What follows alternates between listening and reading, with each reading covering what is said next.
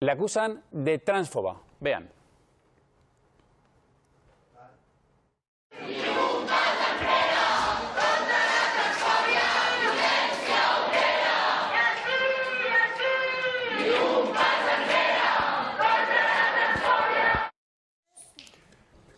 Silvia Carrasco es antropóloga social y feminista. Silvia, gracias por atendernos. Hola, muchas gracias a vosotros. Bueno, hemos visto ahí casi una manifestación contra usted. ¿Es transfoba?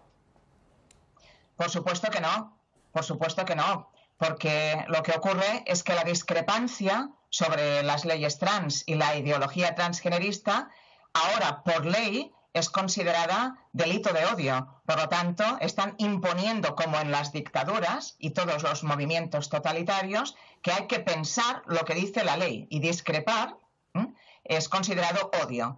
Entonces, quiero también decir que no son mis alumnos, es un grupo de unas 60 personas, entre las cuales, por cierto, se vio a algún profesor, ¿no?, que sostiene esta idea, unas 60 personas. Yo he dado mis 3 clases desde que empezó el semestre en perfecta normalidad con mi grupo de casi 60 alumnos y en ningún momento he tenido ningún problema, como nunca he tenido con mis clases en mi clase. ¿Quién organiza esa manifestación, toda esta horda de personas intentando echarla de la universidad? Se autodenominan Organización Juvenil Socialista, que daría risa si no fuera realmente peligroso, porque impiden ejercer el derecho a la libertad de opinión, expresión y cátedra y el debate plural que debe prevalecer como el principio fundamental de una universidad. Y por lo que me comentan, forma parte de las juventudes de la CUP, que es un partido político independentista en Cataluña y que está en el Parlamento, de hecho. Lo que me llama la atención es que hoy, por ejemplo, es 8M, es el Día de la Mujer. Usted, que es reconocida feminista, parece que este activismo trans esté en contra del feminismo. Sí, claro, porque nos llaman feministas TERF, trans, excluyentes y radicales. Claro, no es que nosotras excluyamos a nadie, es que el feminismo se ocupa de luchar por los derechos de la mujer y por la emancipación de la mujer, aspirando a una sociedad más justa entre todas, entre todos, entre hombres y mujeres, por supuesto. Pero ¿cómo?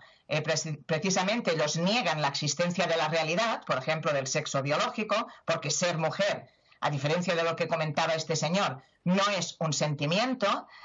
Bueno, pues sí, claro, si negamos la realidad material del sexo, ocultamos el origen y la causa de la opresión de las mujeres. Entonces, ¿cómo vamos a luchar contra ella? Por eso las feministas no nos ocupamos de otras agendas, sino de las agendas de las mujeres oprimidas por su sexo. O sea, que piensa que la ley trans lo que hace es precisamente todo lo contrario, es perjudicar a ese feminismo.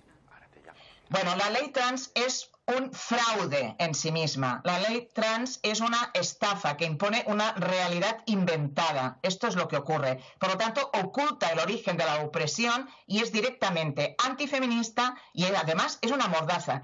Y déjeme que le diga, desprotege a las personas que realmente tienen un malestar muy grave y necesitan un tratamiento adecuado y un acompañamiento adecuado porque rechazan su cuerpo sexuado. Y hay toda una serie de oportunistas que ahora se autodenominan transgénero, que no quiere decir absolutamente nada porque el sexo no se puede cambiar bajo ningún concepto. Nacemos con cromosomas femeninos o cromosomas masculinos, es decir, XX o XY. Y morimos de la misma manera. Y esto está en todas las células de nuestro cuerpo. Se puede cambiar el aspecto físico, pero se hacen barbaridades, sobre todo con menores. Y he dedicado los últimos 5 años de mi investigación, una línea de las que sigo de investigación, a demostrar esto, cómo se inocula en las escuelas y qué impacto tan negativo tiene en la población menor, con equipos de investigación. Esto no lo he hecho yo sola, ¿eh? Silvia Carrasco, muchísimas gracias por atendernos.